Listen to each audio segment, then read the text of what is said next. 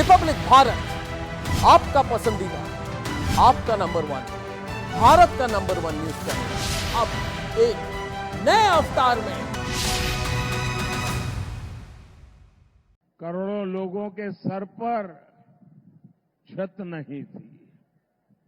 महिलाएं खुले में शौच जाने के लिए मजबूर थी। पीने के लिए पानी नहीं। 18,000 से ज्यादा गांवों में बिजली नहीं। उद्योगों के लिए संभावनाएं नहीं। ये तो एक दृश्य। सबसे बड़ा दुर्भाग्य ये भी था कि सुधार के लिए चर्चा भी नहीं होती थी। परिवारवाद की राजनीति ने करोड़ों करोड़ युवाओं के सपने मार दिए थे। 5 पीढ़ी को आजाद हिंदुस्तान में तबाह कर दिया गया। उनके सपनों को रौंद दिया गया। उनकी आशा आकांक्षाओं को मिट्टी में मिला दिया गया।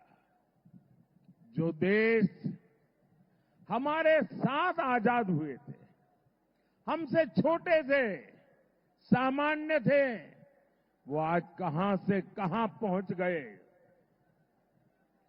हमारे पास इतना टैलेंट, इतना स्किल का सामर्थ्य, युवा आबादी की बढ़त, लेकिन हम पीछे छूटते चले गए। वही भारत आज जब नई रफ्तार से आगे बढ़ रहा है तो पूरी दुनिया देख रही है। आज पूरी दुनिया में भारत का डंका बज रहा है। बज रहा है कि नहीं बज रहा है? आज दुनिया में भारत का डंका बज रहा है कि नहीं बज रहा है? अमेरिका में भारत का डंका बज रहा है। यूरोप में भारत का डंका बज रहा है। ऑस्ट्रेलिया में भारत का डंका बज रहा है। जापान में भारत का डंका बज रहा है। ये किसने किया? ये किसने किया? ये किसने किया? ये किसने किया? ये किसने किया? जी नहीं, आपका जवाब गलत है। ये सब हुआ है आपके एक वोट की ताकत से। ये आपका वोट जिसने मोदी को मजबूत बनाया, और मोदी की मजबूत सरकार ने दुनिया में भारत का झंडा फहरा दिया। ये ताकत मोदी की नहीं, ये ताकत आपके एक वोट की है। हमने 10 साल में 4 करोड़ गरीबों को पक्के घर बना करके दिए हैं। 12 करोड़ से ज्यादा घरों तक पानी पहुंचाया।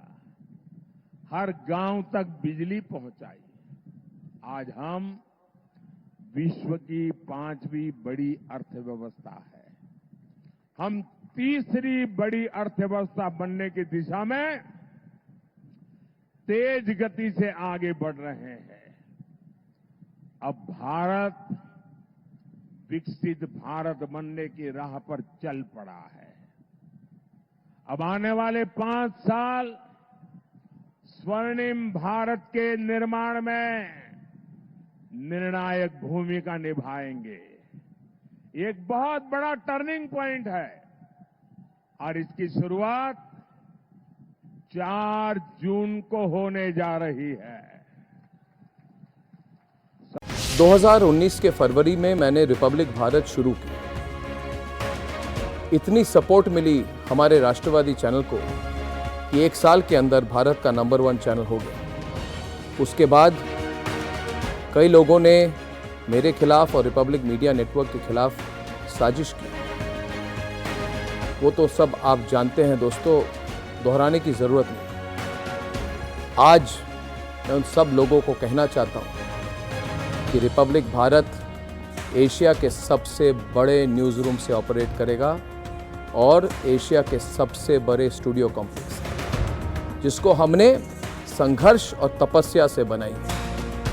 और आज मैं ये भी कहना चाहता हूँ कि जितने मेरे शुभचिंतक हैं, जिन्होंने सोचा था कि अर्नब गोस्वामी को रिपब्लिक भारत से दूर कर देंगे, उन्हें फिर से सोचना पड़ेगा, क्योंकि मैं अर्नब गोस्वामी कभी रिपब्लिक भारत नहीं छोड़ सकता और रिपब्लिक भारत पे ही मैं वापस आ रहा हूँ।